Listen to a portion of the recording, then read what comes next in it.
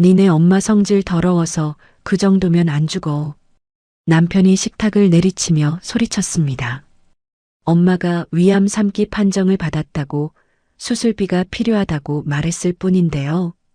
저는 화장실 문을 잠그고 수건을 물고 울었습니다.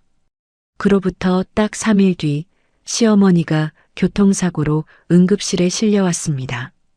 창백한 얼굴로 제 손을 붙잡은 남편이 말했습니다. 서연아, 병원비 좀 알아봐줘. 저는 그 손을 내려다보며 7년간 삼켜왔던 말을 꺼냈습니다. 어머니 성질 더러우시니까 그 정도면 안 돌아가시겠네. 응급실이 얼어붙었습니다. 하지만 진짜 지옥은 그날부터 시작이었습니다. 남편이 7년간 숨겨온 비밀, 그리고 제 이름으로 만들어진 빚. 아무것도 몰랐던 제가 모든 것을 알게 된 순간부터 이야기가 달라집니다. 오늘의 사연 시작합니다. 사연 시작 전 구독과 좋아요를 눌러주시면 오늘 하루 행운이 가득할 겁니다. 저는 그날 저녁 재혁이 퇴근하고 돌아올 때까지 밥상을 차려놓고 기다리고 있었습니다. 하은이가 먼저 밥을 먹고 거실에서 그림을 그리고 있었고 저는 식탁 위에 국그릇을 올려놓으며 시계를 봤습니다. 8시 30분 현관문이 열리고 재혁이 넥타이를 풀며 들어왔습니다. 여보, 이제 와. 어서 씻고 나와요. 굽다 식겠어. 재혁이 고개만 끄덕이고 귀찮다는 듯 손을 씻으러 화장실로 갔습니다. 둘이 마주 앉아 숟가락을 든 지 얼마 되지 않았을 때 주머니 속 핸드폰이 울렸습니다. 화면에 엄마라는 글자가 떠 있었습니다. 엄마, 이 시간에 어쩐 일이야? 전화기 너머로 엄마의 목소리가 들려왔는데 평소와 달랐습니다. 늘 크고 또렷하던 그 목소리가 기어들어가듯 작았습니다. 서연아, 응, 나다. 다른 게 아니고 엄마가 오늘 병원에서 검사 결과를 좀 들었는데 엄마는 말을 잇지 못하고 한참을 멈췄습니다. 수화기 너머로 새어나오는 떨리는 숨소리에 제 가슴이 덜컥 내려앉았습니다. 병원에서 위에 나쁜 혹이 있단다.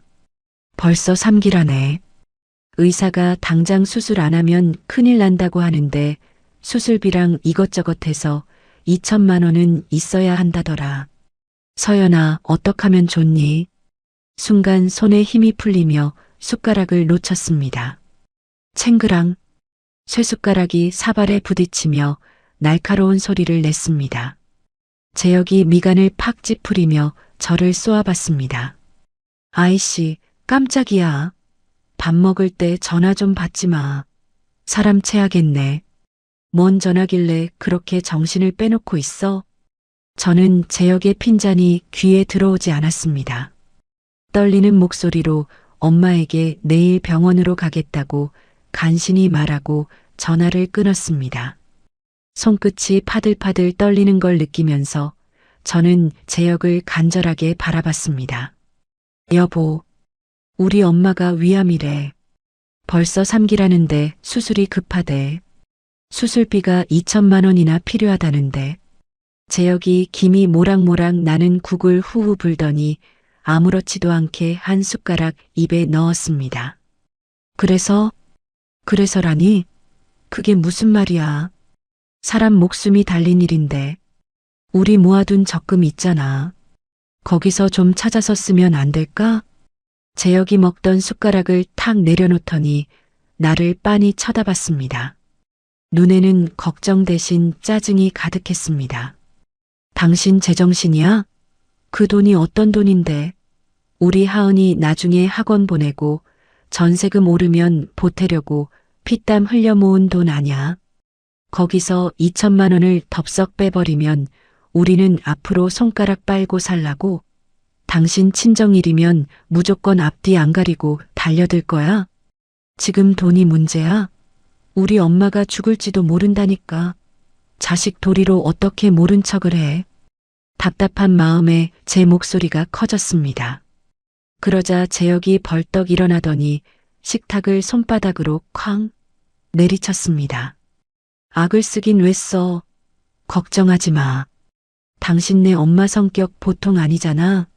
그렇게 기 드센 할망구가 그 정도 병으로 죽을 사람이야? 절대 안 죽어.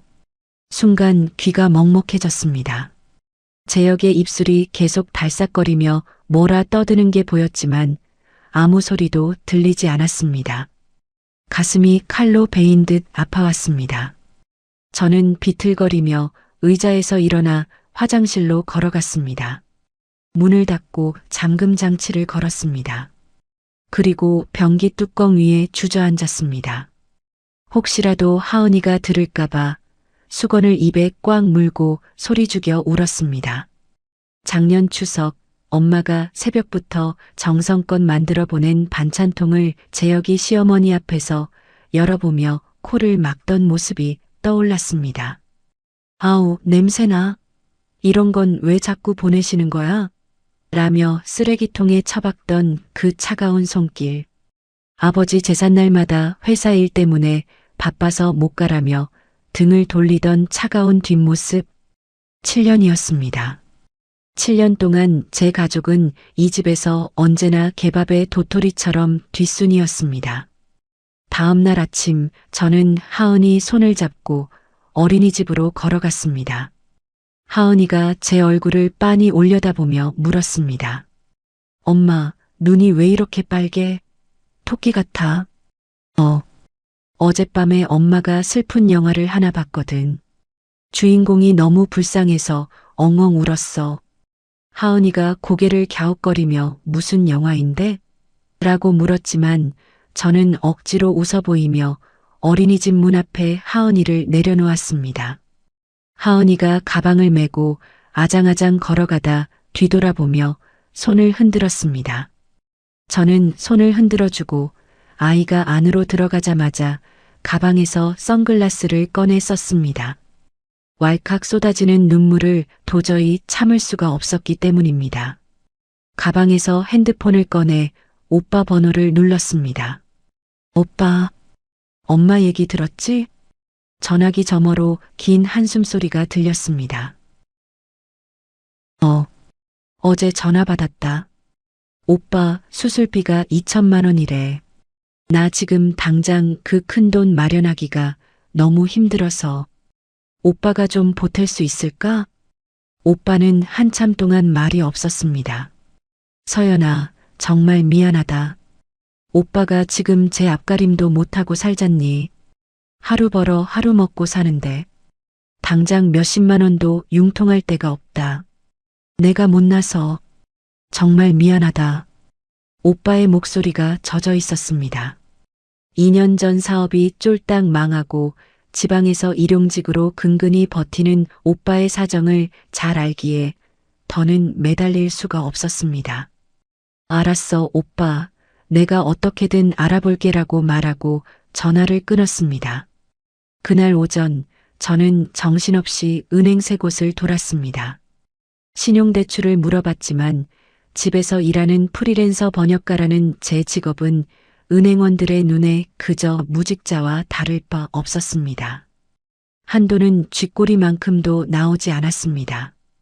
결국 저는 결혼 전에 남몰래 모아둔 적금을 해지하고 이자가 무서운 카드론까지 영혼까지 끌어모아 겨우 2천만 원을 만들었습니다. 은행 창구에서 서류에 서명하는 제 손이 덜덜 떨렸습니다. 은행을 나오자마자 친구 지연이에게 전화를 걸었습니다. 지연아, 나 어떡하면 좋니? 정말 미칠 것 같아. 상황을 다 들은 지연이가 기가 막히다는 듯 소리를 질렀습니다. 뭐라고? 재혁 씨가 진짜 입으로 그런 소리를 뱉었다고? 성질 더러워서 안 죽는다니 그게 사람 자식이 할 소리야? 짐승도 제 장모한테는 그렇게 안 해. 지금 남편 욕할 기운도 없어. 엄마 수술이 급하니까. 그래, 내 말이 맞다. 일단 엄마부터 살리고 봐야지. 서연아, 기운내. 그 인간이랑은 나중에 단판을 짓더라도 지금은 정신 바짝 차려야 해. 지연이의 위로를 뒤로하고 병원으로 향했습니다. 병실 문을 열자 엄마가 침대에 기대앉아 멍하니 창밖을 보고 있었습니다. 앙상한 손목에 꽂힌 링거줄이 유난히 길어 보였고 그 사이 엄마의 볼은 더 쑥 들어가 있었습니다. 엄마, 나야. 수술비 다 준비됐어. 걱정하지 마. 엄마가 천천히 고개를 돌려 저를 봤습니다. 서연아, 그 돈이 어디서 났니? 김서방이. 그 사람이 준 거야? 저는 아무 말도 하지 못하고 고개를 떨궜습니다. 엄마는 제 표정만 보고도 다 안다는 듯 더 묻지 않았습니다. 다시 창밖으로 고개를 돌린 엄마의 뒷모습 위로 정막이 내려앉았습니다. 아버지가 일찍 돌아가시고 시장통에서 오빠와 저를 홀로 키운 엄마였습니다. 남들에게 지지 않으려 시장에서 소리 지르고 학교 담임 선생님한테 따지러 오고 동네 사람들과 악다구니를 쓰던 그 억척스러운 모습들. 사실은 그게 다 힘없는 자식들을 지키기 위해 엄마가 스스로 입었던 딱딱한 갑옷이었다는 걸 저는 그제야 깨달았습니다. 저는 엄마의 마디 굵고 마른 손을 꽉 잡았습니다. 이틀 뒤 드디어 수술날이었습니다. 수술실 앞 차가운 복도 의자에서 혼자 4시간을 버텼습니다. 재혁에게 엄마 수술 들어갔어라고 문자를 보냈지만 화면의 일은 사라졌는데도 답장 한 줄 없었습니다. 복도 건너편에는 다른 환자 가족들이 옹기종기 모여 있었습니다. 사위인 듯한 남자가 아내의 어깨를 토닥이며 위로하고 아들은 편의점에서 따뜻한 커피를 사와 아버지 손에 쥐어주는 모습이 보였습니다. 저는 그 따뜻한 풍경 속에서 섬처럼 혼자 앉아 꺼진 핸드폰 화면만 들여다봤습니다. 마침내 수술실 문이 열리고 의사가 마스크를 벗으며 나왔습니다. 환자분 보호자 되시죠? 수술은 아주 잘 끝났습니다. 다행히 고비는 넘겼으니 이제 기력 회복하시고 항암 치료 일정 잡으시면 됩니다. 그 소리를 듣자마자 다리에 힘이 풀려 주저앉고 말았습니다. 복도 바닥에 엎드려 울음이 터져 나왔습니다. 이게 엄마가 살았다는 안도감 때문인지 아니면 이 지독한 외로움 때문인지 저조차 알 수 없었습니다. 다음 날 엄마 병실에서 정성껏 끓여온 미역국을 한 숟가락씩 떠먹여 드리고 있었습니다. 그때 맞은편 침대에 계신 할머니의 사위가 문을 열고 들어왔습니다. 사위는 들어오자마자 장모님, 저 왔어요. 하며 싹싹하게 웃더니 이불을 매만지고 뜨거운 국을 그릇에 덜어 직접 수저를 건넸습니다. 어머니, 이거 제가 유명한 집에서 사온 거예요. 한 입만 더 드세요. 네. 저는 숟가락을 든 채 멍하니 그 모습을 쳐다봤습니다. 저에게는 꿈속에서도 가질 수 없는 평범하고도 귀한 풍경이었습니다. 바로 그때 주머니에서 핸드폰이 요란하게 울렸습니다. 재혁이었습니다. 여보, 서연아, 큰일 났어. 우리 엄마가 길 가다 차에 치였대. 지금 당장 응급실로 와, 빨리. 전화기 너머 재혁의 목소리는 사시나무 떨듯 바들바들 떨리고 있었습니다. 전화를 끊고 엄마에게 엄마 나 잠깐 어디 좀 다녀올게라고 말한 뒤 허겁지겁 병실을 나왔습니다. 택시를 잡아 타고 병원으로 달려가는 길 창밖으로 무심히 지나가는 가로수들을 보며 저는 멍해졌습니다. 제 귓가에는 조금 전 재혁의 다급한 목소리가 아니라 며칠 전 그가 내뱉었던 그 잔인한 말이 화살처럼 날아와 박혔습니다. 니네 엄마 성질 더러워서 그 정도면 안 죽어.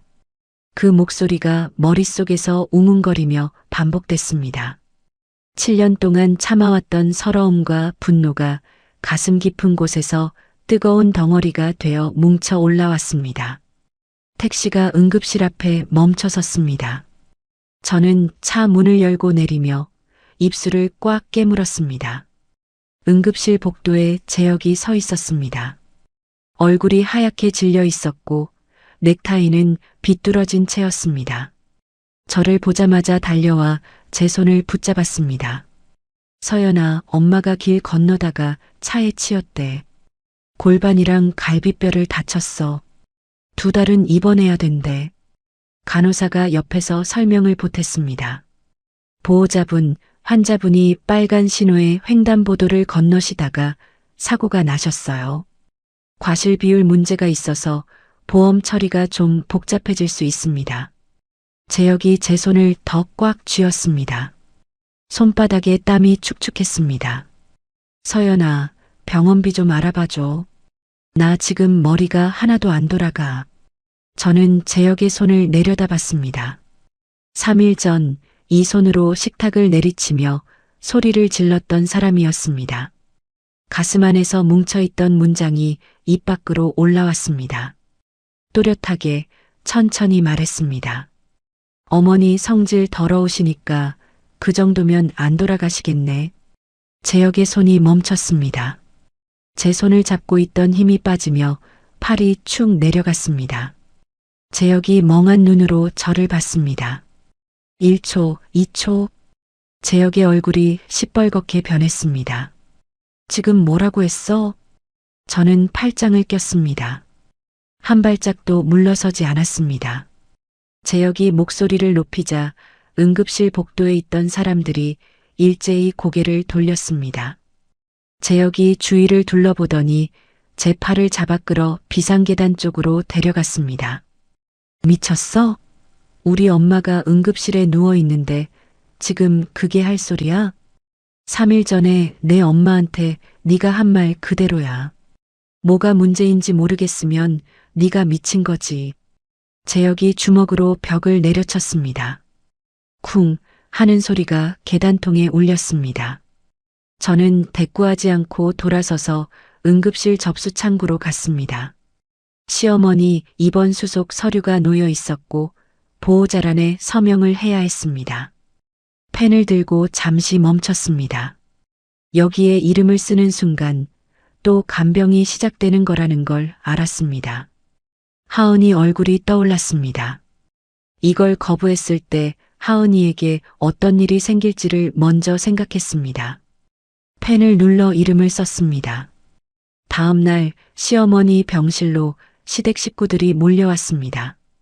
큰아버지 부부, 작은아버지, 고모까지. 시어머니가 침대에 누운 채 붕대를 감은 손으로 이불을 움켜쥐며 말했습니다. 그년이 응급실에서 나보고 죽으라고 저주를 했어. 내가 사고 나서 죽어가는데 그런 말을 하는 며느리가 어디 있어. 큰아버지가 얼굴을 붉히며 재혁에게 소리쳤습니다. 재혁아, 집안 교육을 어떻게 시킨 거야? 며느리가 어른한테 그런 입을 놀려? 저는 입을 열었습니다. 저는 그런 말을 한 적 없습니다. 제가 한 말은 시어머니가 침대에서 벌떡 상체를 일으키며 소리 질렀습니다. 거짓말. 우리 재혁이가 다 들었어. 인연이 지금 시어머니 앞에서 발뺌을 해? 저는 재혁을 봤습니다. 재혁은 고개를 숙인 채 바닥만 보고 있었습니다. 입을 꾹 다물고 한마디도 하지 않았습니다. 3일 전 자기가 무슨 말을 했는지 이 사람들에게 말해줄 생각이 전혀 없는 얼굴이었습니다. 시댁 식구들이 돌아간 뒤 고모만 복도로 저를 불러냈습니다.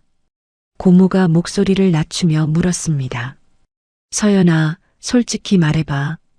재혁이가 평소에 처갓집한테 어떻게 했어? 저는 엄마 수술비 이야기부터 재혁이 소리치며 한 말까지 그대로 말씀드렸습니다. 고모가 한숨을 길게 내쉬었습니다. 그 애가 그 엄마 밑에서 제대로 클 리가 없었어. 고모의 말 속에 오래 묵은 무언가가 담겨 있었습니다. 하지만 저는 고모가 제 편이 되어줄 거라는 기대는 하지 않기로 했습니다. 시댁 식구들이 떠나고 저는 병원 1층 벤치에 앉아 엄마 병원 간병인에게 전화를 걸었습니다.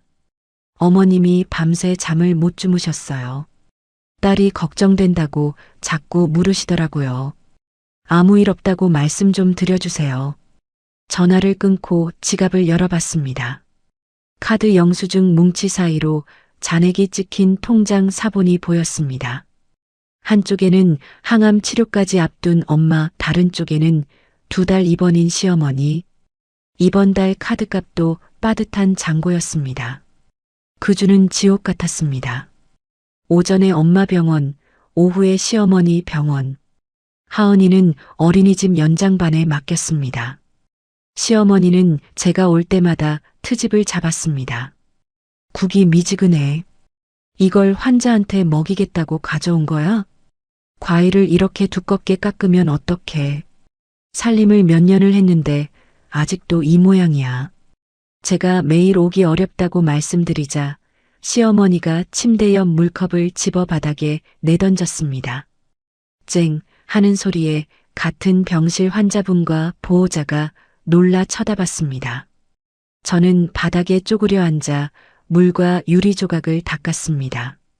병실 밖으로 나오자 누군가 뒤에서 불렀습니다. 같은 병실 환자의 보호자인 50대 여성분이었습니다. 아가씨, 저 안에서 다 봤어요. 왜 저렇게까지 당하면서 참아요? 며느리니까요. 입에서 저절로 나온 말이었습니다. 그 여성분이 고개를 저으며 말했습니다. 며느리가 노예는 아니잖아요. 나도 예전에 시어머니한테 비슷하게 당했었는데 건강가정지원센터라고 있어요.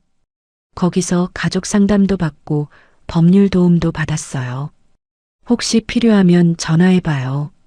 그 여성분이 메모지에 전화번호를 적어 건네주고 병실로 돌아갔습니다. 저는 메모지를 가방 속에 넣었습니다. 제역과의 냉전은 계속됐습니다. 퇴근하면 곧장 시어머니 병실로 가서 밤늦게 돌아왔고 저와 마주치면 하은이 밥은 먹였어? 그 한마디뿐이었습니다. 응급실에서 제가 한 말에 대해서도 자기가 엄마한테 한 폭언에 대해서도 아무 말이 없었습니다. 냉장고에 결혼기념일 사진이 붙어 있었습니다. 웃고 있는 두 사람이 남의 사진 같았습니다. 어느 저녁 하은이를 재우는데 하은이가 이불 속에서 올려다보며 물었습니다. 엄마, 아빠가 엄마 싫어해? 아니야, 아빠 요즘 바빠서 그래. 하은이는 더 묻지 않았습니다. 대신 제 잠옷 소매를 꼭 잡고 눈을 감았습니다. 하은이가 잠든 뒤 방문을 닫고 복도에 섰습니다.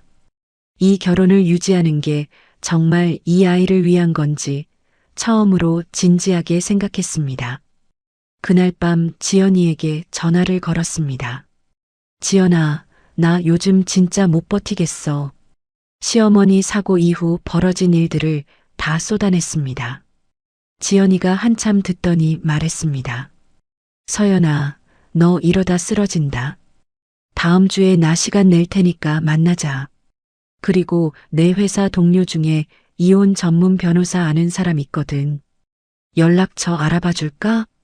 이혼이라는 단어가 귀에 꽂혔습니다. 입 밖으로 꺼내면 현실이 될 것 같아 무서웠습니다.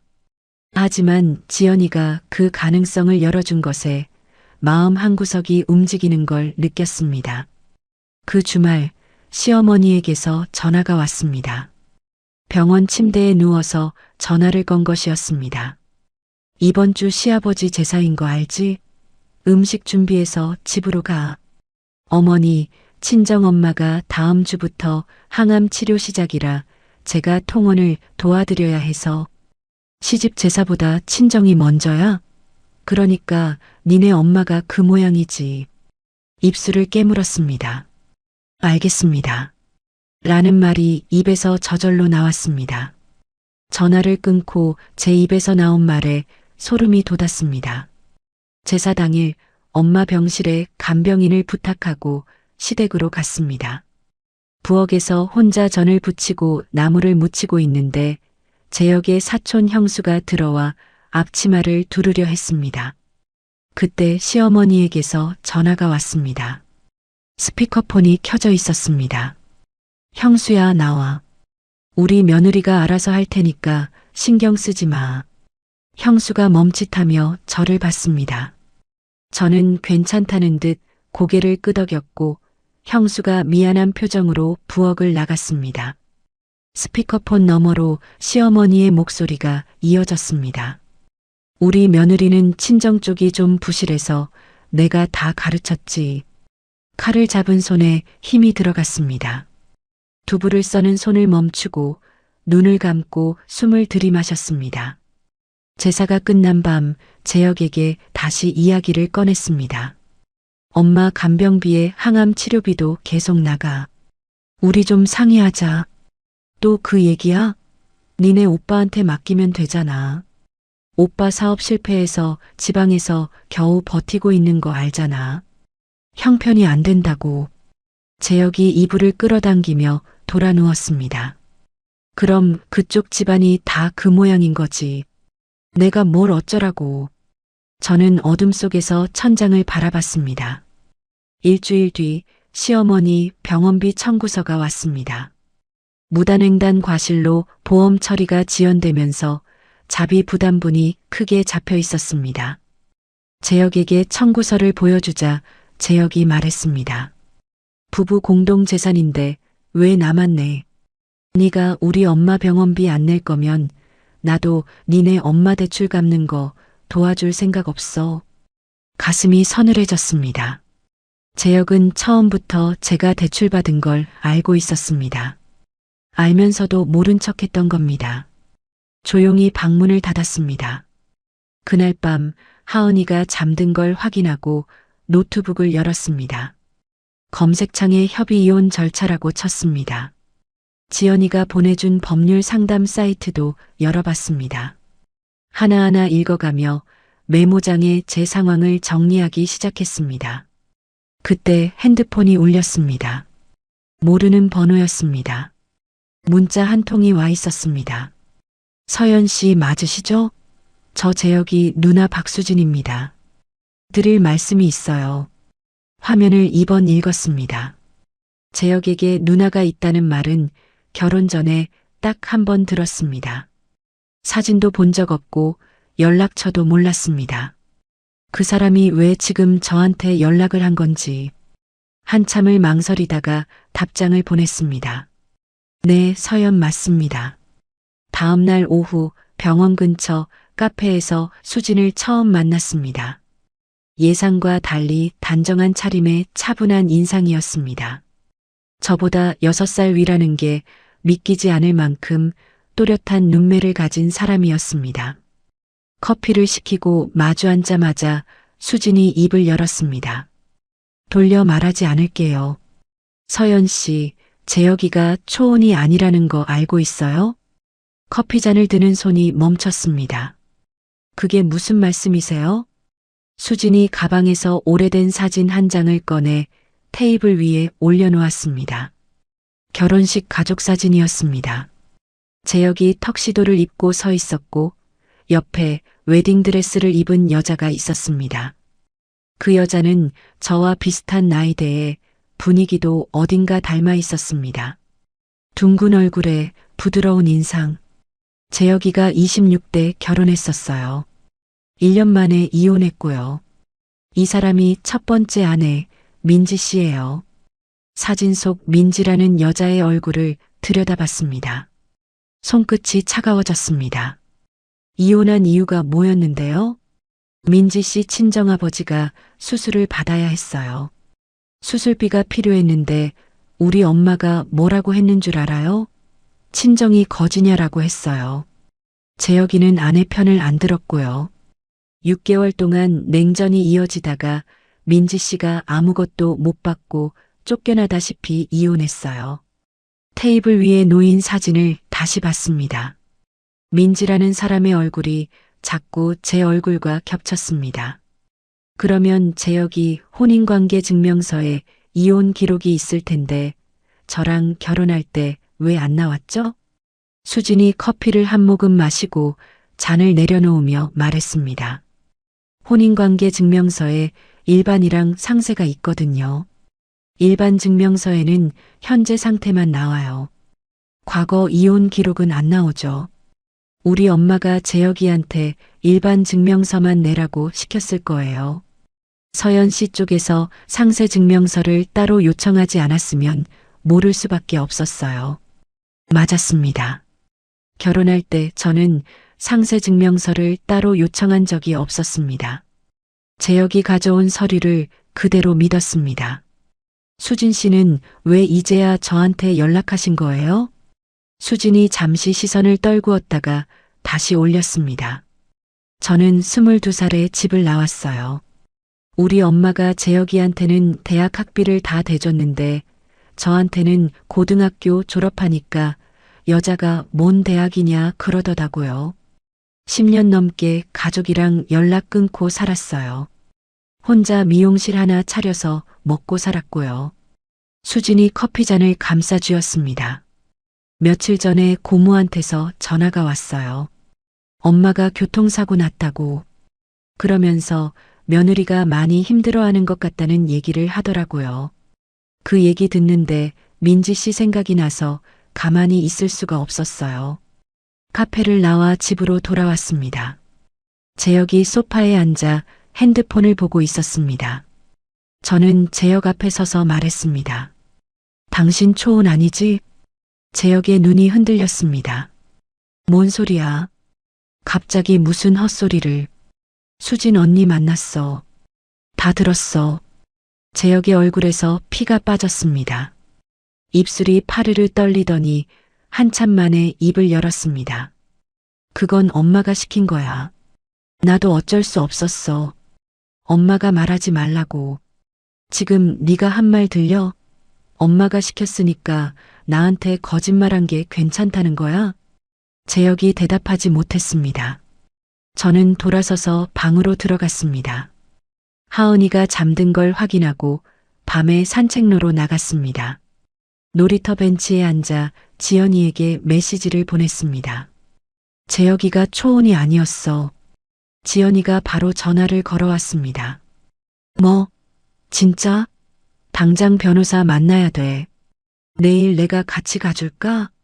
아직은 혼자 정리할 시간이 좀 필요해. 알겠어. 근데 오래 끌지 마. 이건 그냥 넘어갈 일이 아니야. 다음 날 저녁 엄마 병실을 찾아갔습니다. 첫 번째 항암 치료를 마친 엄마는 얼굴이 누렇게 떠 있었고 링거줄이 2개나 꽂혀 있었습니다. 그래도 저를 보자 눈을 크게 뜨며 물었습니다. 너 얼굴이 왜 그래? 무슨 일 있어? 엄마, 사실은 재혁의 초혼 사실부터 시댁에서 벌어지고 있는 일들까지 더 이상 숨길 수가 없었습니다. 다 듣고 난 엄마가 침대 난간을 움켜쥐었습니다. 손이 부들부들 떨렸습니다.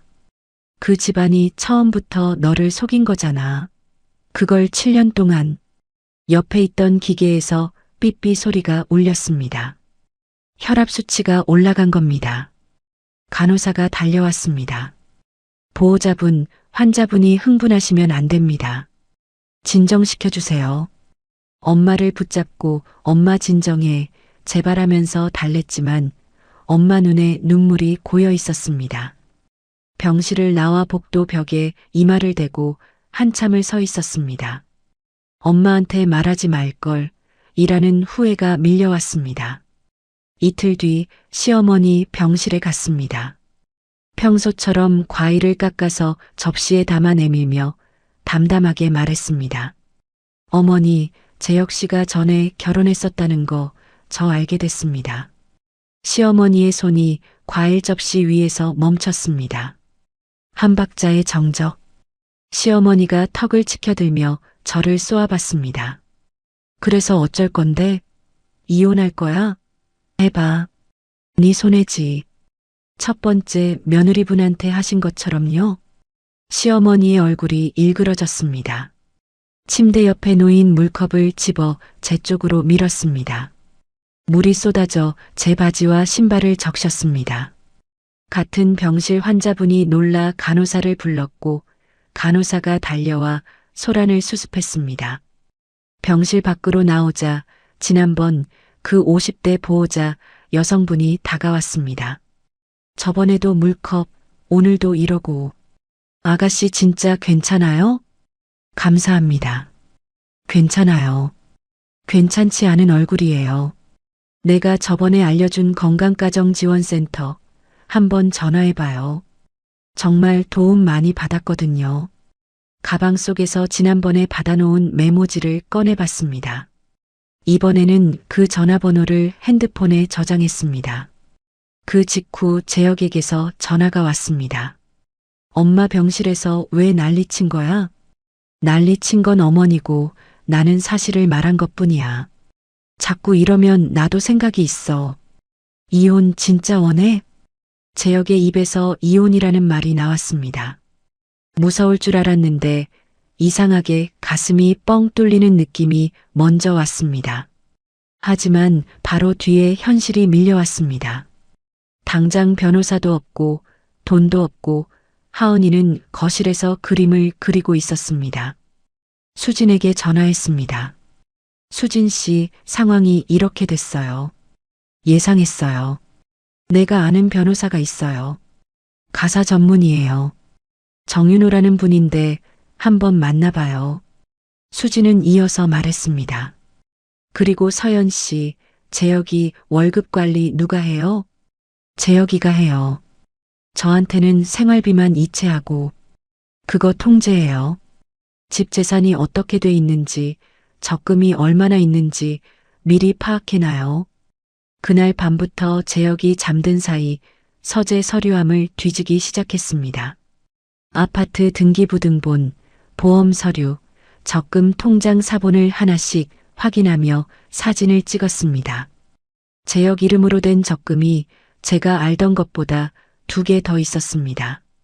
시어머니한테 매달 일정 금액이 이체되는 내역도 있었습니다. 하은이 학원비 때문에 여유가 없다던 말이 거짓이었습니다.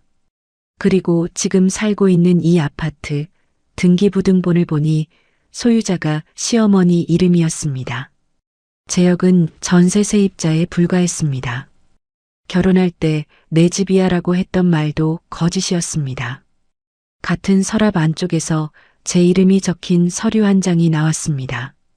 읽어보니 2년 전 시어머니가 운영하는 반찬가게 운영자금으로 저축은행에서 5천만 원을 빌리면서 제가 연대보증인으로 되어 있었습니다. 기억을 더듬었습니다. 2년 전 어느 날 재혁이 서류 뭉치를 들고 와서 세금 관련 서류니까 여기 사인만 해줘라고 했었습니다.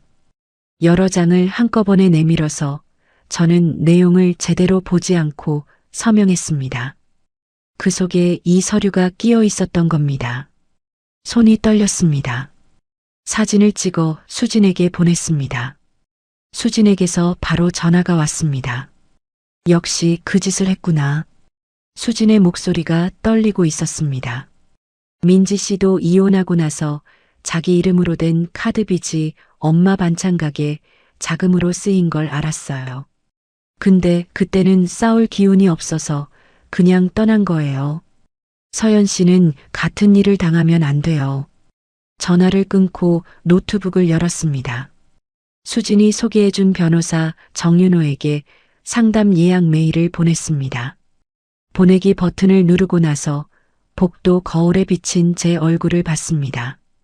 입술이 갈라져 있었고 눈밑이 까맣게 내려앉아 있었습니다. 하지만 눈에는 뭔가가 있었습니다. 더 이상 참지 않겠다는 것. 법률사무소는 병원에서 버스로 2정거장 거리에 있었습니다. 접수대에서 이름을 말하자 안쪽 상담실로 안내받았습니다. 정윤호 변호사는 40대 중반쯤 되어 보이는 남자였고 책상 위에 서류가 빼곡하게 쌓여 있었습니다. 저는 핸드폰에 저장해둔 서류 사진들을 하나씩 보여드렸습니다. 정 변호사가 연대보증 서류 사진을 확대해서 보더니 안경을 고쳤으며 말했습니다. 서연 씨, 남편분이 세금 서류라고 속이고 다른 서류 사이에 끼워서 사인을 받은 거면 속여서 받은 동의니까 취소를 청구할 수 있어요. 경우에 따라서는 사기로 형사고소도 검토해 볼 수 있고요. 저축은행이면 절차가 다른 건가요? 저축은행이라 본인 확인이 느슨했을 가능성이 있어요. 당시 대출 과정 기록을 조회해 봐야 합니다. 그리고 시어머니 반찬 가게가 사업자 등록이 되어 있는지, 실제 매출이 얼마나 되는지도 확인해야 해요. 이혼할 때 재산 나누는데 변수가 될 수 있거든요. 정 변호사가 메모지에 무언가를 적으며 말을 이었습니다. 그리고 서연 씨, 남편분하고 대화할 때 녹음을 해두세요. 둘이 대화하는 걸 한쪽이 녹음하는 건 법적으로 문제 없어요. 나중에 증거로 쓸 수 있습니다. 사무소를 나왔습니다. 건물 1층 카페에 앉아 정 변호사가 정리해준 목록을 읽었습니다. 서명 경위 조사, 금융거래 내역 조회, 이혼 조정 신청. 막막하기만 하던 것들이 순서가 생기니까 다르게 느껴졌습니다. 같은 날 오후 수진을 다시 만났습니다. 변호사 상담 결과를 전하자 수진이 고개를 끄덕이며 말했습니다. 잘 됐다. 그리고 서연 씨, 민지 씨 연락처 내가 알고 있어요. 민지 씨한테 물어봤더니 필요하면 증인으로 나올 수 있다고 하더라고요. 그분이요? 10년 전 일인데 왜? 민지 씨도 그때 혼자 당하고 혼자 떠난 거잖아요. 자기 같은 사람이 또 생기는 걸 가만히 볼 수 없다고 하더라고요. 코끝이 뜨거워졌습니다. 만난 적도 없는 사람이 10년 묵은 상처를 다시 꺼내면서까지 돕겠다는 거였습니다. 수진과 헤어지고 가방에서 메모지를 꺼냈습니다. 건강가정지원센터 전화번호. 번호를 누르고 가족 갈등 상담을 신청했습니다. 전화를 받은 직원이 제 상황을 듣더니 말했습니다. 서연 씨가 겪고 계신 건 가정 안에서 일어나는 경제적 학대에 해당할 수 있어요. 저희 센터에서 무료 법률 상담이랑 심리 상담을 연결해 드릴 수 있습니다. 경제적 학대. 제가 겪고 있는 일에 이름이 붙는 순간 머릿속이 오히려 맑아지는 느낌이었습니다. 그날부터 본격적으로 움직이기 시작했습니다. 낮에는 번역 에이전시 2곳에 추가 계약을 요청했고 밤마다 하은이를 재운 뒤 새벽 2시까지 번역 작업을 했습니다. 정부 24에서 혼인관계 증명서, 상세 증명서를 발급받았습니다.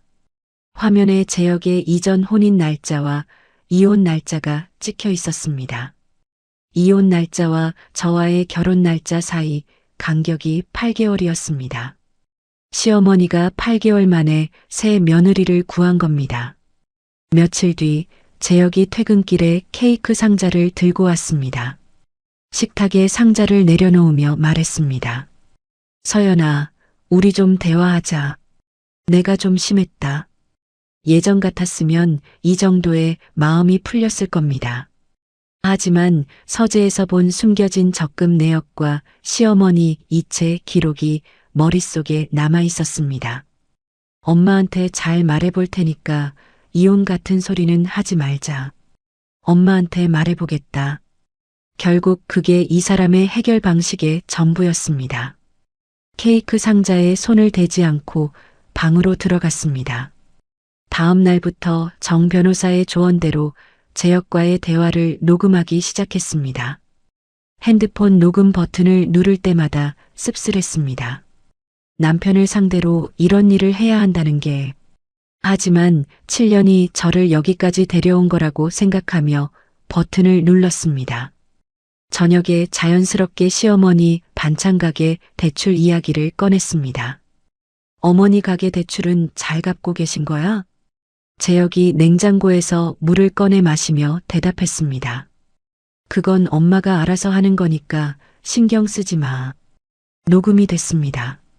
연대보증 내용을 제대로 알리지 않았다는 간접 증거였습니다. 며칠 뒤 저녁 재혁이 갑자기 소파에서 몸을 일으키며 말했습니다. 요즘 왜 자꾸 돈 얘기를 꺼내? 뭔가 꿍꿍이 있는 거 아니야? 핸드폰 좀 보여봐. 의심이 많으면 네가 피곤한 거야. 핸드폰을 건네지 않았습니다. 그날 밤 녹음 파일과 서류 사진을 전부 클라우드에 올려두고 핸드폰에서는 지웠습니다. 정 변호사에게 연락해서 증거 보전을 서두르자고 했습니다. 그 무렵 오빠에게 전화를 걸었습니다. 엄마 항암 치료 상황과 이혼 준비 이야기를 했습니다. 오빠, 나 이혼할 것 같아. 서연아. 오빠가 한참 말을 잇지 못했습니다. 나한테는 도와줄 돈이 없어서 미안하다. 근데 엄마 항암 치료 통원할 때 내가 올라가서 모시고 다닐 수는 있어. 그건 내가 할게. 오빠도 오빠 나름의 자리에서 버티고 있었습니다. 경제적 도움은 안 되지만 서로 상황을 알고 있다는 것만으로도 혼자가 아닌 느낌이 들었습니다. 어느 오후 엄마의 두 번째 항암 치료가 끝나고 택시에 엄마를 태우는데 담당 의사가 복도에서 저를 불러 세웠습니다. 치료 반응이 좋은 편입니다. 이대로 가면 좋은 경과를 기대할 수 있어요.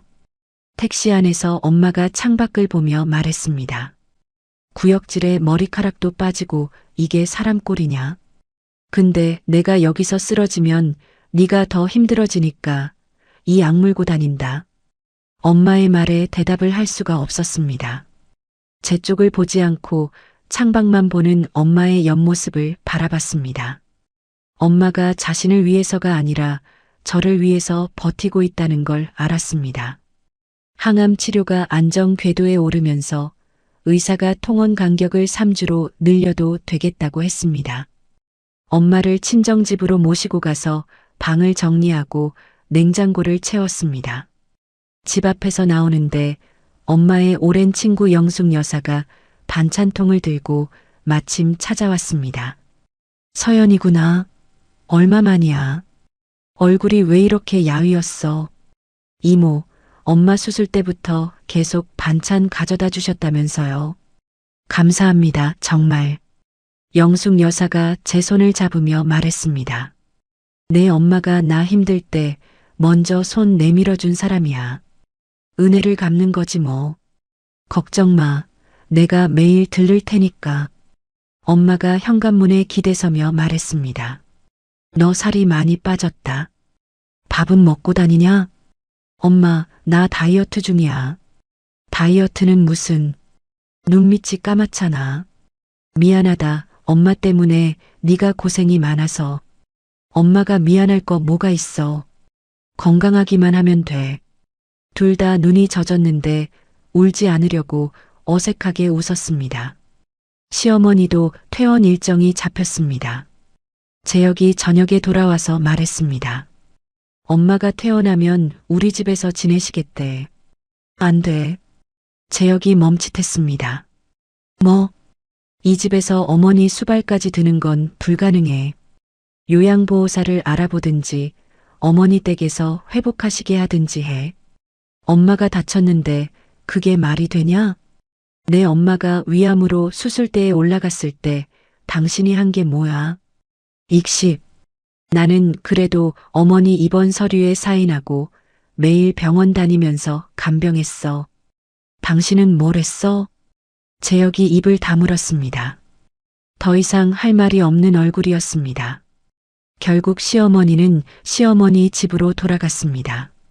재혁이 출근 전, 퇴근 후에 시어머니 집을 오가기 시작했습니다. 피로가 쌓이는 게 눈에 보였습니다.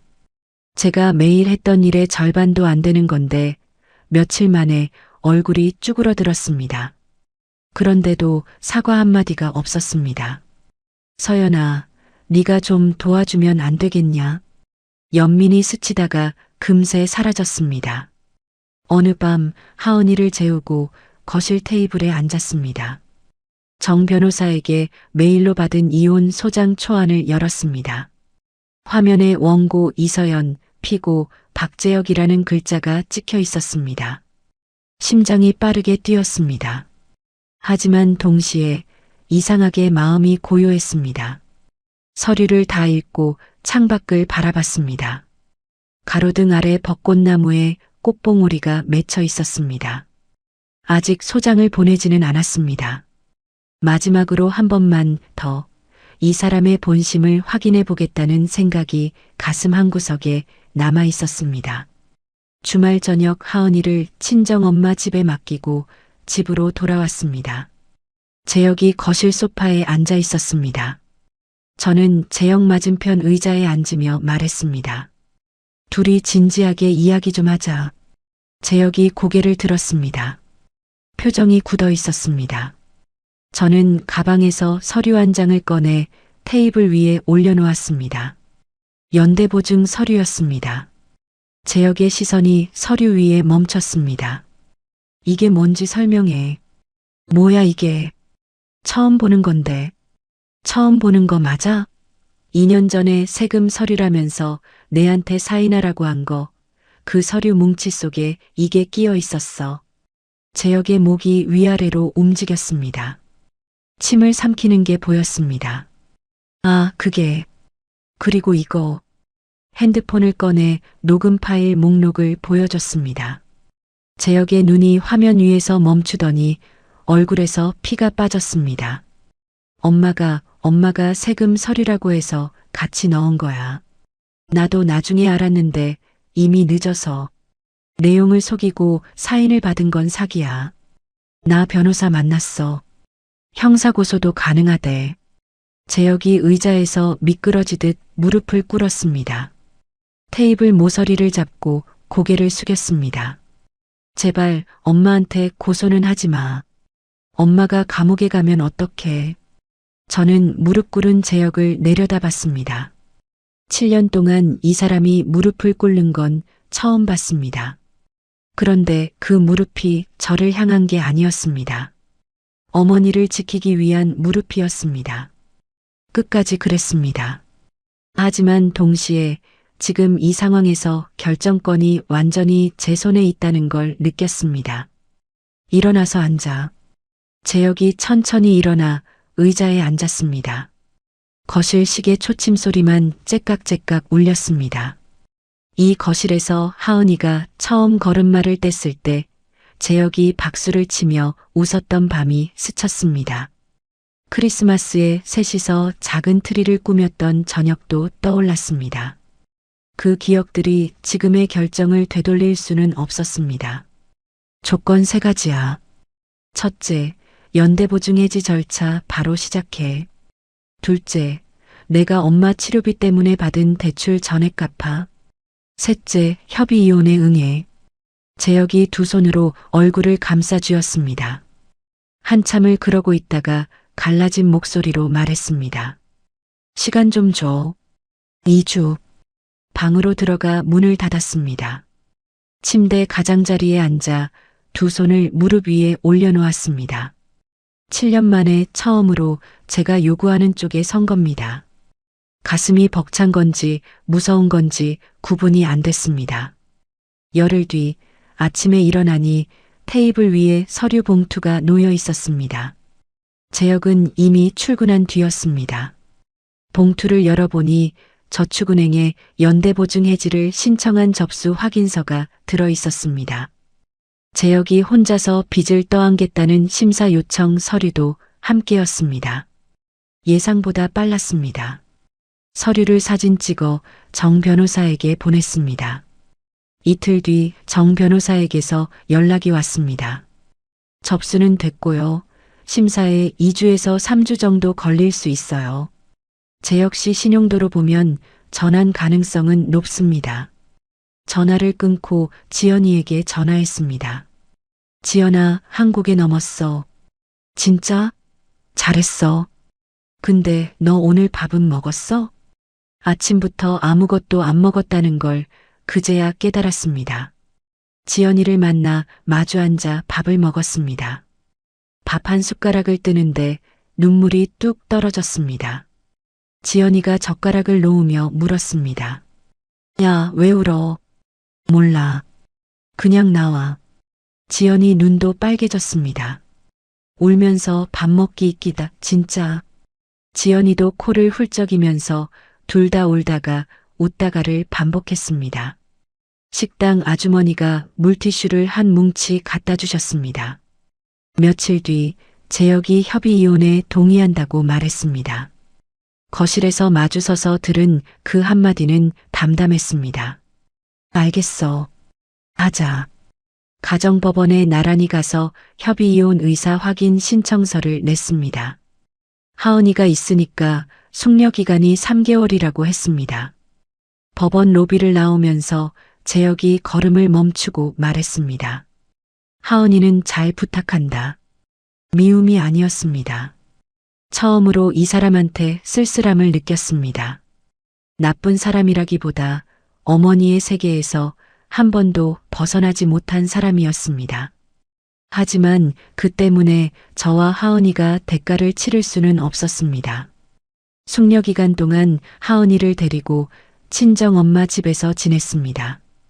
번역 일감이 조금씩 늘면서 수입이 안정되기 시작했습니다. 하은이는 외할머니와 시간을 보내면서 웃는 횟수가 부쩍 늘었습니다. 영숙 여사가 이틀에 한 번씩 반찬을 가져다 주며 하은이와 놀아주는 덕분에 저는 작업할 시간을 확보할 수 있었습니다. 어느 일요일 오후 부엌에서 소리가 났습니다. 들여다보니 엄마가 하은이랑 수제비를 만들고 있었습니다. 하은이 손에 밀가루가 잔뜩 묻어 있었고 엄마 앞치마에도 밀가루가 날려 있었습니다. 하은이가 반죽을 뜯다가 엄마 코에 밀가루를 묻혔습니다. 할머니 코 하얘졌다. 엄마가 놀란 척하며 하은이 뺨에 밀가루를 묻혔습니다. 둘이 까르르 웃었습니다. 부엌 문 앞에 서서 그 풍경을 바라봤습니다. 이게 제가 지키고 싶었던 전부였습니다. 눈물이 나도록 웃었습니다. 하지만 아직 끝난 게 아니라는 걸 알고 있었습니다. 숙려 기간이 남아 있었고 양육권 문제와 재산 분할도 정리되지 않았습니다. 그래서 이 순간이 더 소중했습니다. 저녁에 하은이가 잠들고 엄마가 제 옆에 와 앉았습니다. 서연아, 이혼하고 나서 뭐하고 살 거냐? 번역 일 계속하면서 하은이 키울 거야. 엄마가 아무 말 없이 제 머리를 쓰다듬었습니다. 한참을 그러다가 말했습니다. 네가 결정한 거면 엄마는 뭐든 응원한다. 근데 밥은 제때 먹어라. 엄마의 손이 거칠었습니다. 하지만 그 손이 주는 무게가 어떤 위로보다 깊었습니다. 엄마 어깨에 머리를 기대고 한참을 가만히 있었습니다. 그 주 중반 수진에게서 연락이 왔습니다. 서연 씨, 나 이제 내려갈게. 가게도 오래 비웠고 카페에서 마지막으로 마주 앉았습니다. 수진 씨, 진짜 감사했어요. 수진 씨 아니었으면 저 아직도 아무것도 모르고 당하고 있었을 거예요. 수진이 커피잔을 내려놓으며 웃었습니다. 나도 서연 씨 덕분에 내 상처를 들여다볼 용기가 생겼어요. 10년 넘게 덮어두고만 있었거든. 수진이 자리에서 일어서며 말했습니다. 혹시 법정에서 증언이 필요하면 언제든 올라올 테니까 걱정 마요. 카페를 나와 수진이 택시를 타고 떠나는 걸 지켜봤습니다. 이번 일로 잃은 것이 많았지만 이 인연은 얻은 것이었습니다. 수진이 떠나고 일주일이 지났습니다. 아침에 하은이를 어린이집에 보내려고 현관에서 신발을 꺼냈습니다. 하은이가 신발을 밀어내며 바닥에 주저앉았습니다. 안 갈 거야. 엄마 옆에 있을 거야. 하은아, 어린이집 가야지. 친구들이 기다리잖아. 싫어. 안 가. 하은이가 제 다리를 붙잡고 울기 시작했습니다. 억지로 안아서 데려다 줬습니다. 어린이집 문 앞에서 하은이를 내려놓자 선생님이 하은이 손을 잡아 데리고 들어갔습니다. 하은이가 뒤돌아보며 울먹이는 얼굴이 문이 닫힐 때까지 보였습니다. 오후에 어린이집에서 전화가 왔습니다. 어머니, 하은이가 요즘 친구들이랑 안 어울리고 혼자 구석에 앉아 있어요. 낮잠 시간에 자다가 우는 날도 있고요. 집에서 좀 신경 써주시면 좋겠습니다. 전화를 끊고 한참을 가만히 앉아 있었습니다. 그날 밤 하은이를 재우고 이불을 정리하는데 이불 한가운데 소변 자국이 번져 있었습니다. 가슴이 철렁 내려앉았습니다. 하은이가 야뇨증이 생긴 겁니다. 6살 아이의 몸이 먼저 비명을 지르고 있었습니다. 건강가정지원센터에 전화를 걸었습니다. 하은이의 놀이치료 일정을 잡았고 센터 상담사가 첫 상담에서 말했습니다.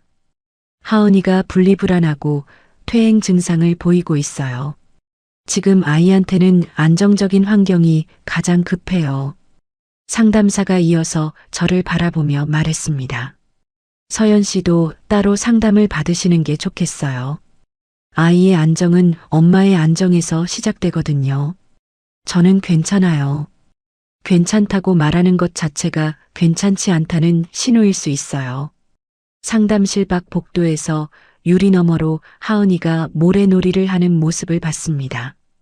작은 손으로 모래를 쥐었다 놓았다 반복하는 아이의 뒷모습이 너무 작아 보였습니다. 상담 일정에 동의했습니다. 그 주에 번역 에이전시에서 연락이 왔습니다. 서연 씨, 죄송한데 이번 프로젝트가 취소됐어요. 클라이언트 쪽 사정이라서요. 대형 계약이었습니다. 다음 달 생활비와 엄마 대출 상환금을 그 수입으로 계산하고 있었는데 한순간에 사라졌습니다. 계산기를 두드렸습니다. 하은이 상담비, 생활비, 대출 상환금. 숫자가 안 맞았습니다. 새벽에 번역 작업을 하다가 키보드 위에 이마를 대고 한참을 움직이지 못했습니다. 다음 날 제역 쪽 변호사에게서 서류가 왔습니다. 정 변호사가 전화로 내용을 읽어줬습니다. 제역 씨 측에서 하은이 양육권을 주장하겠다고 했어요. 서연 씨의 경제 상황이 불안정하다는 걸 근거로 양육하기에 적합하지 않다고 주장할 거라고요. 이대로면 협의 이혼이 깨질 수도 있습니다. 핸드폰을 쥔 손에 힘이 들어갔습니다. 하은이한테 관심도 없던 사람이 양육권을 무기로 쓰겠다는 거였습니다. 변호사님, 어떻게 해야 하죠? 경제력만으로 양육권이 결정되지는 않아요. 하지만 준비는 해야 합니다. 서연 씨가 하은이의 주된 양육자였다는 걸 증명할 자료를 모아주세요. 어린이집 생활기록부, 건강검진 기록, 병원 진료 기록 같은 거요. 서류를 모으기 시작했습니다. 하은이 어린이집 생활기록부, 예방접종 기록, 소아과 진료 기록을 하나하나 챙겼습니다. 7년간 재혁이 하은이 병원에 같이 간 기록이 딱 2번이었습니다. 나머지는 전부 제 이름으로 되어 있었습니다. 밤마다 하은이가 잠든 옆에서 서류를 정리했습니다.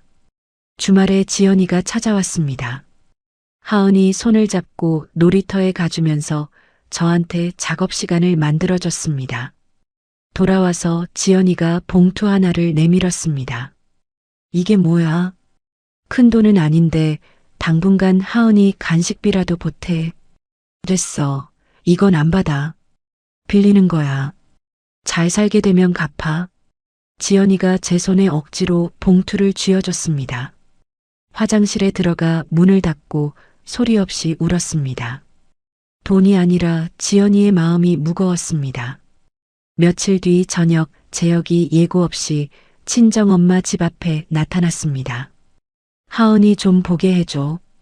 아이와 아빠의 만남을 막으면 오히려 불리해질 수 있다는 생각에 근처 놀이터에서 만나게 했습니다. 재혁이 하은이를 안아 올렸습니다. 하은아, 아빠 보고 싶었지? 하은이가 재혁의 품에서 몸을 비틀더니 미끄러져 내려와 제 다리 뒤로 숨었습니다. 재혁의 팔이 허공에 멈춰 있었습니다. 얼굴이 복잡하게 일그러졌습니다. 놀이터 벤치에 앉아 그 장면을 바라봤습니다. 이 사람이 하은이를 안 사랑하는 건 아닙니다. 사랑하는 방법을 모르는 거였습니다. 재혁이 돌아간 뒤 하은이의 야뇨증이 더 심해졌습니다. 밤마다 자다가 아빠 어디 갔어? 하면서 울다 잠들었습니다. 상담사의 조언대로 그림책을 한 권 샀습니다.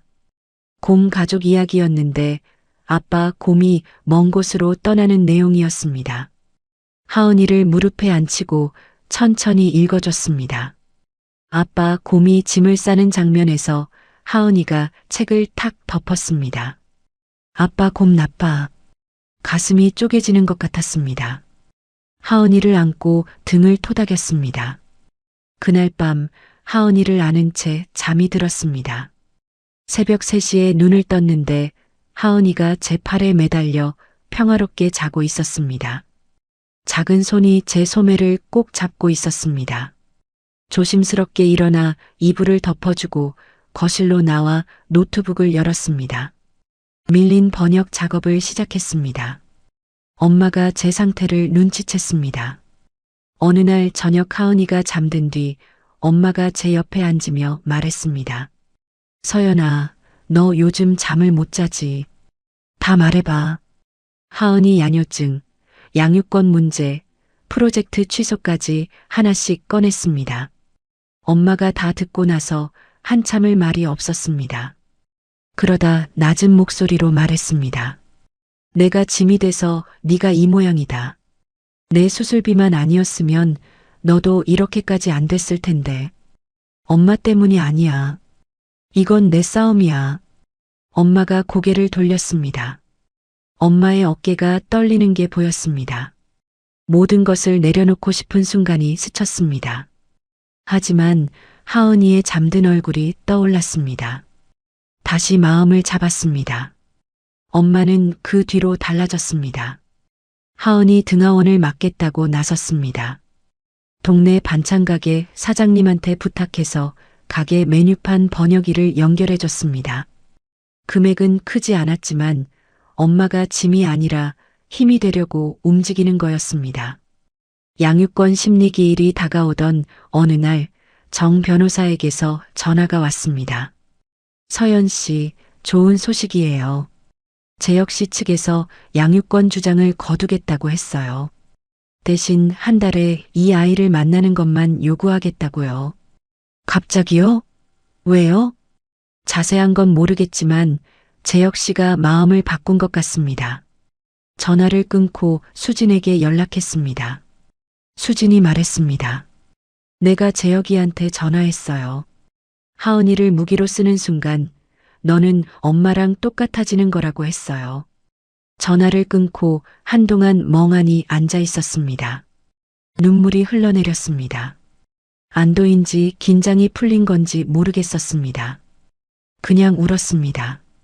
협의 이혼 절차가 다시 궤도에 올랐습니다. 하은이를 무릎에 앉히고 말했습니다.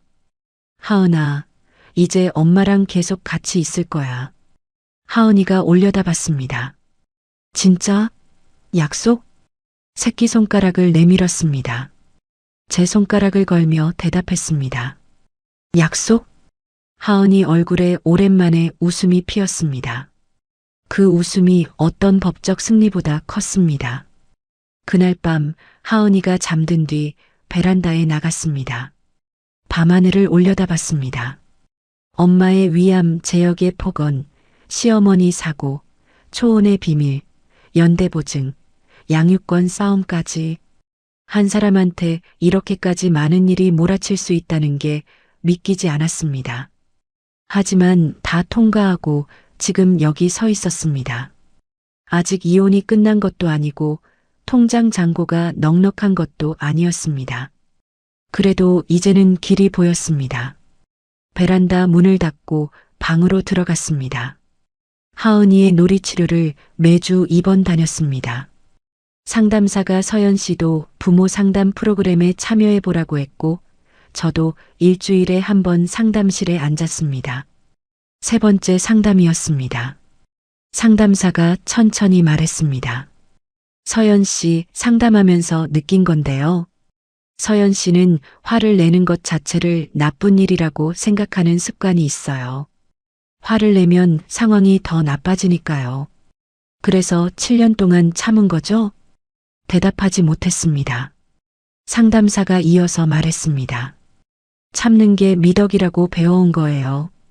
좋은 아내, 좋은 며느리가 되려고 자기 감정을 계속 눌러온 거고요. 근데 감정을 누르면 없어지는 게 아니라 몸이 대신 아파요. 그 말이 가슴에 박혔습니다. 상담실을 나오면서 걸음이 달라진 걸 느꼈습니다. 참는 게 아니라 말하는 쪽을 선택하겠다고 생각했습니다. 그 변화는 번역일에서 먼저 나타났습니다. 에이전시에서 번역 건당 단가를 알려왔는데 예전 같았으면 그냥 수락했을 금액이었습니다. 메일을 쓰다 멈추고 단가를 올려달라는 내용으로 다시 썼습니다. 손가락이 떨렸지만 보내기를 눌렀습니다. 이틀 뒤 에이전시에서 인상된 단가로 계약하겠다는 답장이 왔습니다. 2달이 지나자 하은이에게도 변화가 왔습니다. 어린이집 선생님에게서 전화가 왔습니다.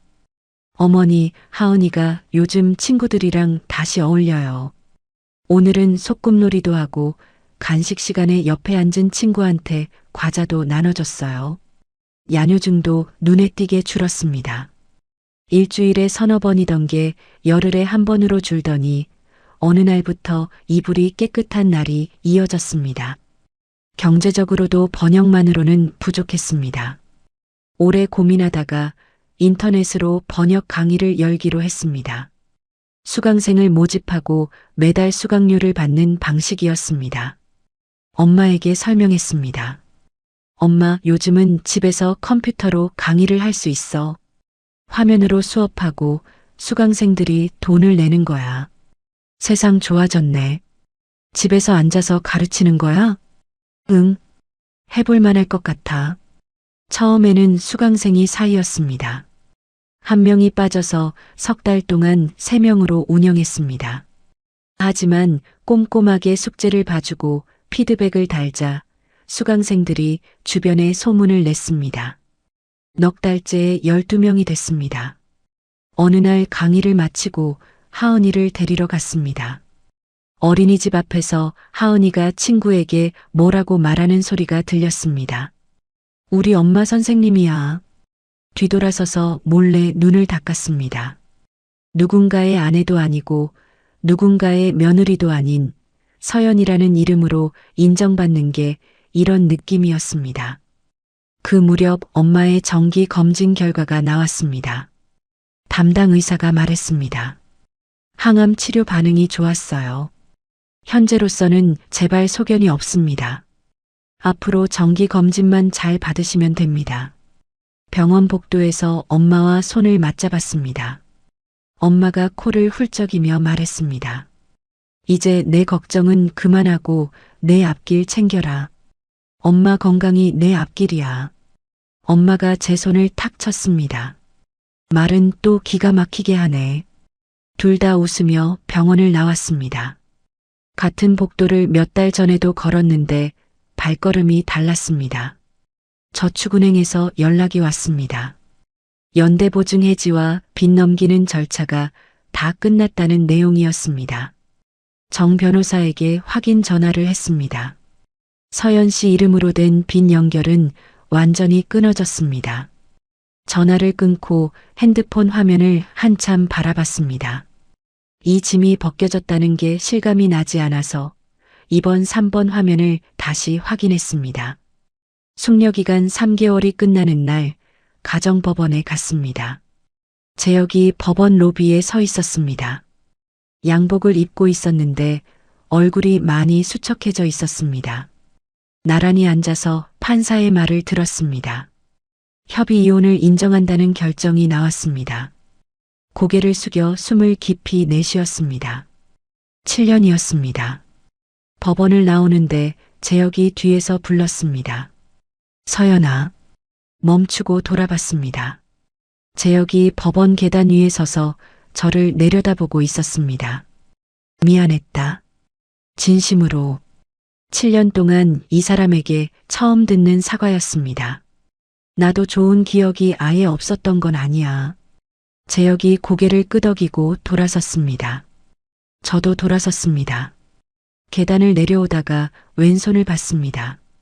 결혼 반지를 아직 빼지 않았다는 걸 그제야 알았습니다. 멈춰서서 반지를 백 코트 주머니에 넣었습니다. 손가락에 하얀 자국이 남아 있었습니다. 시간이 지나면 이 자국도 사라질 겁니다. 고개를 들어 하늘을 올려다봤습니다. 법원 앞 가로수에 초여름 햇살이 내리고 있었습니다. 핸드폰을 꺼내 엄마에게 문자를 보냈습니다. 끝났어. 집에 갈게. 6개월이 지났습니다. 친정엄마 집 근처 작은 빌라 2층에 하은이와 둘이 살고 있습니다. 방 2개에 부엌 하나, 크지 않은 집이지만 처음으로 제 이름으로 계약한 곳이었습니다. 엄마는 항암 치료를 끝내고 3개월마다 정기 검진만 받고 있었습니다. 머리카락이 다시 자라기 시작해서 짧은 머리가 엄마한테 의외로 잘 어울렸습니다. 하은이는 새 어린이집에 적응했습니다. 친구도 생겼고 밤에 이불을 적시는 일도 없어졌습니다. 아침마다 하은이 손을 잡고 어린이집까지 걸어갔습니다. 골목을 지나 횡단보도를 건너고 분식집 앞을 지나면 어린이집이 나왔습니다. 그 10자리 길이 하루 중 가장 좋은 시간이었습니다. 하은이가 걸으면서 어젯밤 꿈 이야기를 하거나 어린이집 친구가 뭘 했는지를 쏟아냈습니다. 이 평범한 아침이 제가 싸워서 얻은 것이었습니다. 번역일은 안정됐고 온라인 강의 수강생은 20을 넘겼습니다. 어느 날 메일함에 낯선 이름이 떠 있었습니다. 출판사였습니다. 온라인 강의를 듣고 연락했다면서 실무 번역 안내서를 한 권 써볼 생각이 있느냐고 물어왔습니다. 메일을 3 읽었습니다. 지연이에게 전화했습니다. 지연아, 출판사에서 책을 써보라고 연락이 왔어. 뭐? 진짜? 당연히 해야지. 근데 나한테 책을 쓸 자격이 있을까? 지연이가 콧바람을 불며 말했습니다. 네가 아니면 누가 써? 혼자 대출 갈아엎고 이혼 소송 치르고 애 키우면서 강의까지 연 사람이 자격이 없으면 누가 있어? 전화를 끊고 출판사에 회신 메일을 보냈습니다. 해보겠습니다. 라고. 하은이가 잠든 밤마다 부엌 식탁에 앉아 원고를 쓰기 시작했습니다. 어느 날 하은이가 어린이집에서 도화지를 한 장 가져왔습니다. 가족 그림이었습니다. 왼쪽에 엄마와 외할머니가 나란히 서 있었고 오른쪽 끝에 아빠가 따로 서 있었습니다. 셋 다 입꼬리가 올라간 웃는 얼굴이었습니다.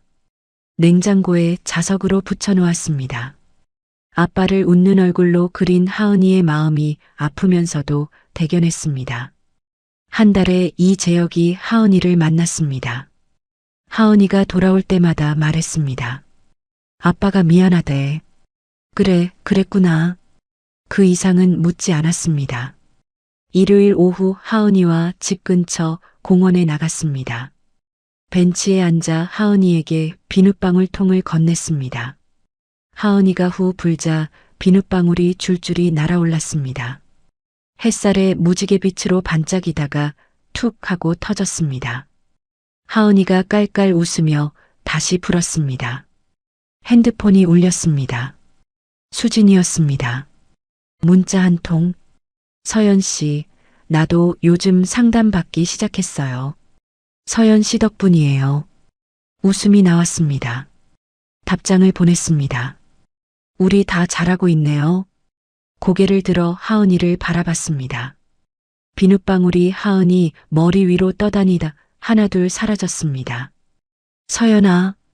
고개를 돌리니 영숙 여사가 산책로에서 손을 흔들며 걸어오고 있었습니다. 벤치 앞에 와서 하은이 머리를 쓰다듬으며 말했습니다. 우리 하은이 많이 컸네. 서연아, 다 잘 될 거야. 벌써 이만큼 왔잖아. 영숙 여사가 벤치에 앉는데 공원 입구 쪽에서 익숙한 목소리가 들렸습니다. 하은아, 외할머니 왔다. 엄마가 과일통을 들고 걸어오고 있었습니다. 머리에 모자를 쓰고 운동화를 신고 예전보다 좀 느린 걸음이었지만 얼굴에 혈색이 돌아 있었습니다. 하은이가 비눗방울통을 들고 엄마에게 달려갔습니다. 할머니, 나 비눗방울 엄청 크게 만들 수 있어. 엄마가 하은이를 안아올리며 웃었습니다. 하은이가 엄마 품에서 비눗방울을 불었고 바람에 실려 올라간 비눗방울이 공원 나무 위로 떠올랐습니다. 벤치에서 그 풍경을 바라봤습니다. 엄마, 영숙 여사, 하은이. 피로 맺어진 사람, 마음으로 맺어진 사람. 이 사람들이 제 울타리였습니다. 엄마 이리 와. 같이 해. 하은이가 소리쳤습니다. 벤치에서 일어났습니다. 하은이에게 걸어가 비눗방울 통을 받아들고 후 불었습니다. 비눗방울이 줄줄이 날아오르자 하은이가 까르르 웃었습니다. 엄마가 옆에서 세게 불어, 세게 하며 부채질을 했습니다. 영숙 여사가 벤치에서 박수를 쳤습니다. 하은이 손을 잡고 집으로 돌아가는 길이었습니다. 골목에 늦은 오후 햇살이 비스듬히 들어오고 있었습니다. 엄마, 오늘 저녁 뭐 먹을까? 하은이가 올려다보며 물었습니다. 하은이가 골라. 하은이가 한 발짝 앞으로 뛰며 외쳤습니다. 수제비. 골목에 하은이의 웃음소리가 울려 퍼졌습니다. 여러분, 오늘 이야기 어떠셨나요? 서연은 그날 응급실에서 던진 한마디로 시댁을 뒤집었지만 진짜 싸움은 그 뒤에 시작됐습니다. 남편이 숨겨온 첫 번째 결혼, 자기도 모르게 서명했던 빚 서류, 양육권을 무기로 들이밀던 이혼 과정까지 혼자서 다 감당해야 했습니다. 그래도 서연은 무너지지 않았습니다. 수건을 물고 울던 화장실에서 나와 은행을 돌고 변호사를 만나고 새벽 2시까지 일했습니다. 그게 가능했던 건 항암 치료를 받으면서도 하은이 등하원을 맡겠다고 나선 엄마가 있었고 봉투를 억지로 손에 쥐어준 친구가 있었고 10년 만에 연락해온 시누이가 있었기 때문입니다. 결혼이 끝이 아니었듯 이혼도 끝이 아니었습니다. 서연은 지금 하은이 손을 잡고 어린이집에 가는 10분짜리 길 위에 서 있습니다. 아이가 수제비라고 외치며 웃는 그 골목길이 서연이 싸워서 얻어낸 가장 평범하고 가장 소중한 일상입니다. 참는 게 미덕이 아니라 말하는 게 시작이었습니다. 오늘 이 이야기가 누군가에게 그 시작을 떠올리게 하는 계기가 되었으면 좋겠습니다. 이야기를 끝까지 들어주신 분이 계시다면 잘 들었다고 댓글 하나만 남겨주세요. 감사합니다.